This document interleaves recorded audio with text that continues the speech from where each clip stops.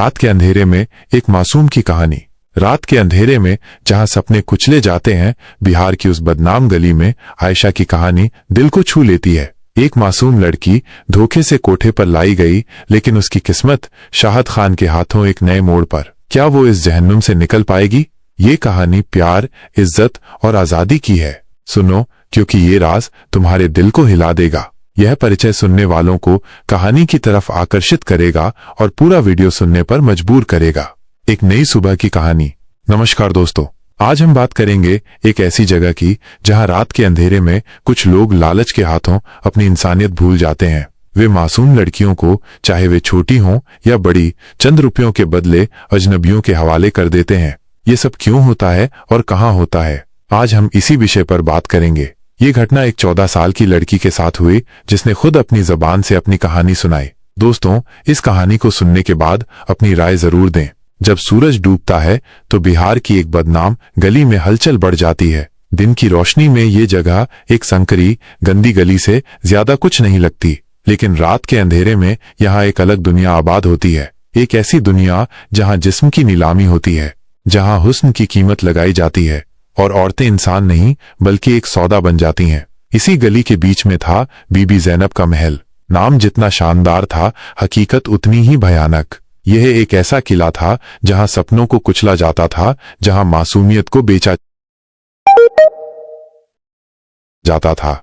उसी रात की बात है जब उस कोठे पर एक नई पेशकश तैयार की जा रही थी। आयशा, एक सीधी सादी गांव की लड़की, जिसे धोखे से यहां लाकर बेच दिया गया था। कमरे में उसकी सांसें तेज तेज चल रही थीं। उसने अपनी नीली साड़ी का पल्लू कांपते हाथों से थाम रखा था। कमरे में मौजूद अन्य लड़कियों को मालूम था कि आज वही सबसे कीमती माल है। उसकी आंखों में डर साफ झलक रहा था, लेकिन यहाँ किसी को उसकी तकलीफ से कोई फर्क नहीं पड़ता था। बीबी जैनब ने उसे आईने के सामने खड़ा किया और उसके बालों में गोटा लगाते हुए मुस्कुराई। घबराने की जरूरत नहीं प्यारी, आज की रात तेरी किस्मत का फैसला करेगी। जितनी जल्दी समझ ले उतना अच्छा। बाहर हॉल में रोशनियां बढ़ चुकी थीं। शराब के गिलास खनक रहे थे। कोठे की सजावट और महफिल की रंगीनियों में एक अजीब सा नशा था। दौलतमंद, बासर लोग और कुछ नए शौकीन ग्राहक वहां जमा हो चुके थे। बीबी जैनब ने जैसे ही दरवाजा खोला, आयशा को जबरदस्ती खींचते हुए स्टेज के बीच में ले आई। चारों तरफ से उसे घूरती नजरें महसूस हो रही थीं। नीली साड़ी में सजी वो किसी परी की तरह लग रही थी, लेकिन उसकी आंखों में दर्द और बेबसी का समंदर था। उसके नाजुक हाथों की लर्जिश और कांपते होंठ उसके डर को बयान कर रहे थे। बीबी जैनब ने अपनी भारी आवाज में कहा, आज की सबसे हसीन पेशकश, सबसे नायाब कली। इसकी मासूमियत, इसकी खूबसूरती पर सबकी नजरें हैं। बोलो, पहली बोली कौन लगाएगा? महफिल में बैठे लोगों ने अपने गिलास उठाए और मुस्कुराते हुए बोलियां लगाना शुरू कर दिया। 5,000, 70,000, 1 लाख। आयशा की सांसें और तेज हो गईं। उसने कांपते हुए हाथ जोड़कर कहा, मुझे छोड़ दो, रहम करो, मुझे घर जाना है। लेकिन उसकी आवाज शराबी कहकहों और तालियों में दबकर रह गई।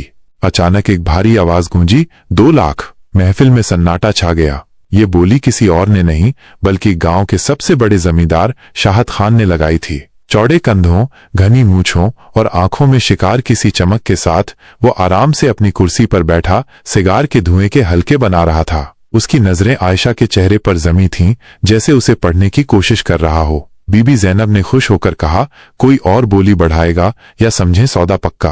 आयशा की किस्मत का फैसला हो चुका था। उसे उस शख्स के हवाले कर दिया गया जिसे उसने पहले कभी नहीं देखा था। शाहद ने अपनी जेब से नोटों की गड्डी निकाली और बीबी जैनब के हाथों में थमा दी। फिर उसने आयशा का हाथ पकड़ा और उसे अपनी तरफ खींच लिया। आयशा का जिस्म कांप रहा था, उसकी आंखों में आंसू थे, लेकिन अब उसके पास कोई रास्ता नहीं था। वो उस शख्स के साथ चली गई जिसे उसकी इज्जत का मालिक बना दिया गया था। रात का अंधेरा और गहरा हो चुका था। बाहर ठंडी हवा बह रही थी, लेकिन आयशा का जिस्म डर और बेचैनी से गर्म था। जब गाड़ी शाहद की हवेली के दरवाजे पर रुकी, उसने आयशा की तरफ देखा और धीमी आवाज में कहा, डरो मत, अब तुम मेरी हो।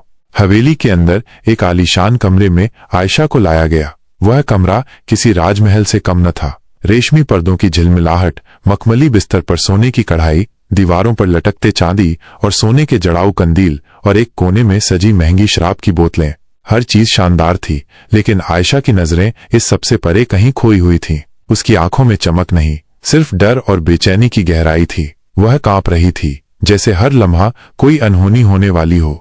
सामने बैठा शाहद उसे एकटक देख रहा था। उसने उस कारोबार में शाहद खान ने कई औरतें खरीदी थीं, लेकिन आयशा में कुछ अलग था। उसकी आंखों में एक मासूम सच्चाई थी जो शायद इस गंदी दुनिया में पहली बार उसके सामने आई थी। उसने धीरे से आयशा की नाजुक कलाई पकड़ी और नरम आवाज में कहा, घबराओ मत, मैं तुम्हें कोई तकलीफ नहीं दूंगा, लेकिन आज की रात तुम्हारी है और तुम मेरी।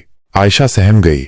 उसका जिस्म जैसे किसी अनजानी बिजली से कांप उठा। उसकी आंखों में आंसू भर आए। कांपती आवाज में उसने कहा, बाबूजी, मुझ पर रहम करें, मैं इस दुनिया की नहीं हूं, मुझे बस अपने घर जाना है।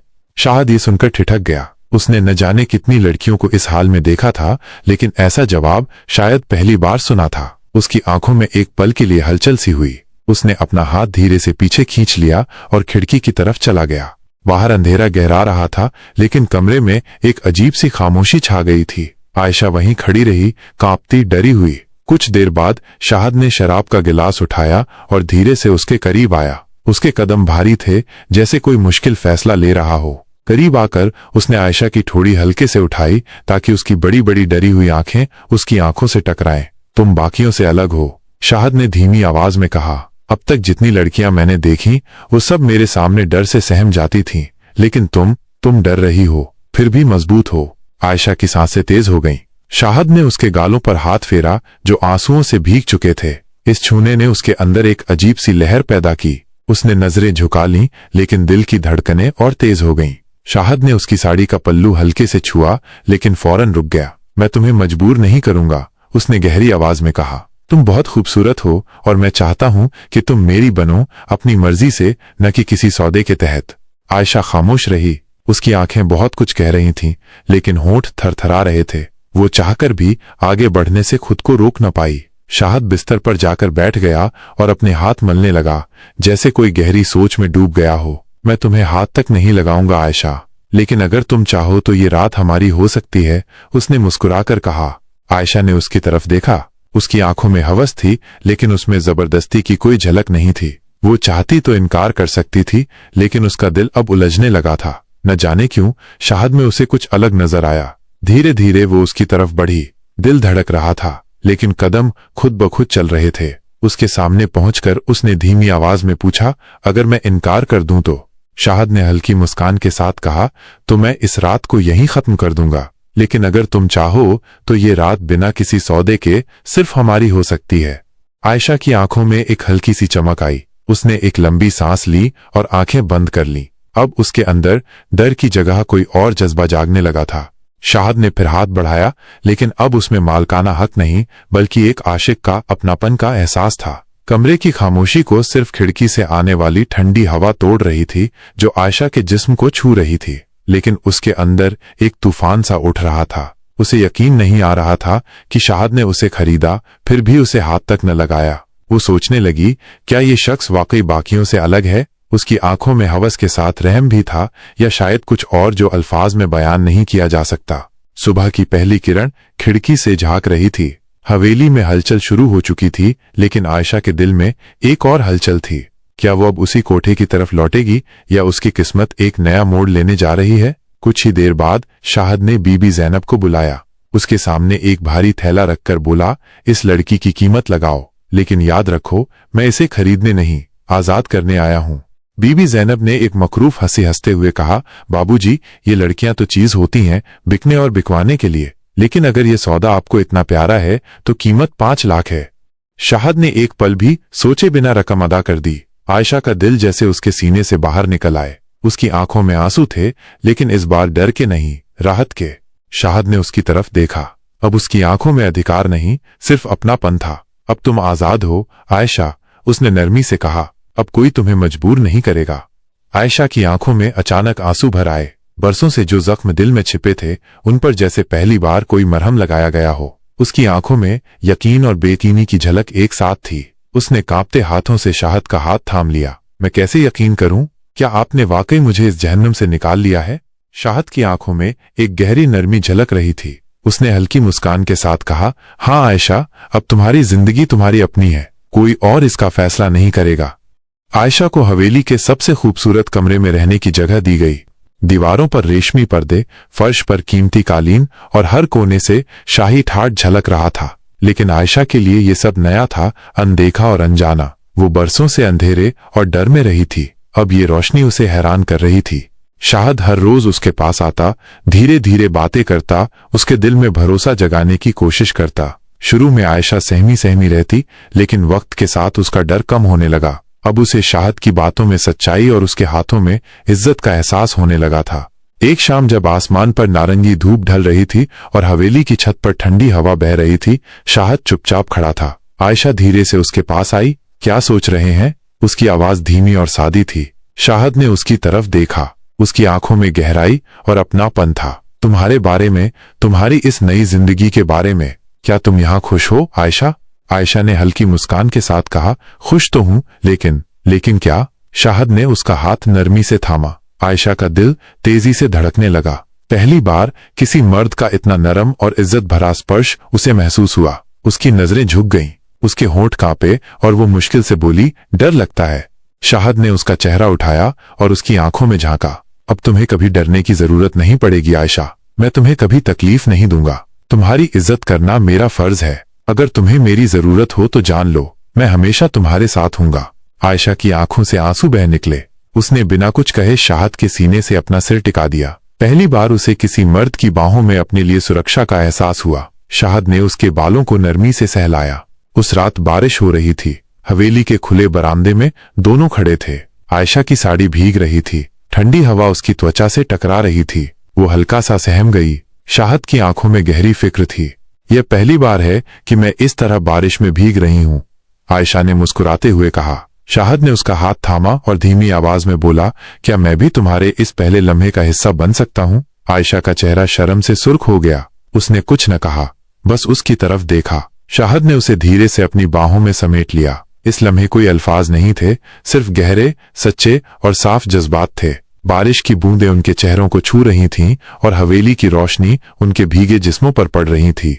आयशा ने पहली बार किसी मर्द की बाहों में खुद को पूरी तरह से सौंप दिया, बिना डर के, बिना झिझक के। ये सिर्फ एक गले नहीं था, ये एक वादा था, एक नई शुरुआत का। आयशा अब एक खरीदी हुई लड़की नहीं थी, वो अब एक इज्जतदार औरत थी, एक साथी, एक महबूबा।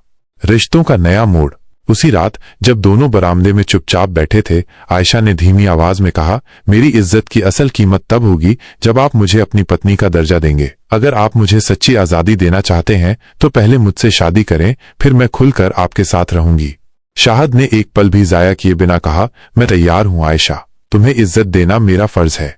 अगली सुबह दोनों ने नजदीकी मंदिर में जाकर सादगी से शादी कर ली। ये एक नई शुरुआत थी, इज्जत, मोहब्बत और बराबरी से भरी हुई। लेकिन जैसे ही ये खबर शाहद की पहली पत्नी रुखसाना तक पहुंची, हवेली का माहौल बदल गया। ये क्या किया तुमने शाहद? रुखसाना का चेहरा गुस्से से लाल हो रहा था। दूसरी शादी और मुझे बताया तक नहीं।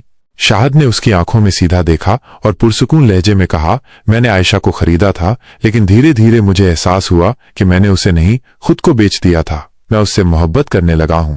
रुखसाना जोर से हंसी। मोहब्बत? एक कोठे वाली से? ये सब मेरे होते हुए इस हवेली में नहीं चलेगा।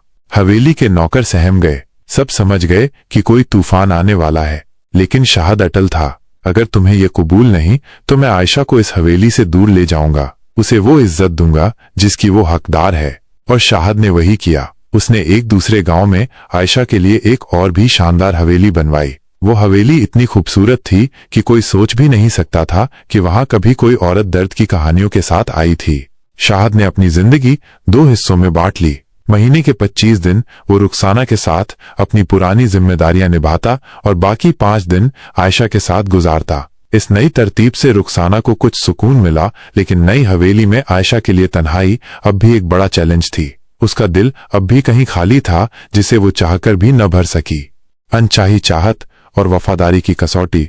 इसी दौरान शाहद ने आयशा की देखभाल के लिए एक जवान नौकर फैसल को वहां रख लिया। फैसल खूबसूरत था, उसके चेहरे पर एक अजीब सी सादगी झलकती थी। उसकी उम्र 25 साल के करीब थी, लेकिन उसमें एक गहरी संवेदनशीलता थी। फैसल ने आयशा की आंखों में छिपा दर्द भांप लिया था। धीरे धीरे वो उसकी मासूमियत और खूबसूरती पर फरेफ्ता होने लगा। एक दिन जब शाहद शहर गया हुआ था, हवेली में अजीब सी खामोशी थी। फैसल ने अपने जज्बातों को और न रोका और हिम्मत करके आयशा के पास जा पहुंचा। उसने नरमी से कहा, आयशा जी, मैं आपसे कुछ कहना चाहता हूं। आयशा ने हैरत से उसकी तरफ देखा। फैसल ने हिचकिचाते हुए कहा, मैं आपको पसंद करने लगा हूं। सच कहूं तो मैं आपसे मोहब्बत करने लगा हूं। मैं जानता हूं कि ये कहना गलत है, लेकिन मैं खुद को रोक न सका। मैं आपको खुश देखना चाहता हूं। आयशा ने यह सुनते ही गुस्से का एक तूफान महसूस किया। उसके चेहरे पर सख्त नाराजगी छा गई। उसने कहा, फैसल, तुम्हारी ये हिम्मत कैसे हुई मुझसे ऐसी बातें करने की? मैं शाहद जी की अमानत हूं। उन्होंने मुझे इस कैद से निकाला है और मैं उनके साथ कोई धोखा नहीं कर सकती।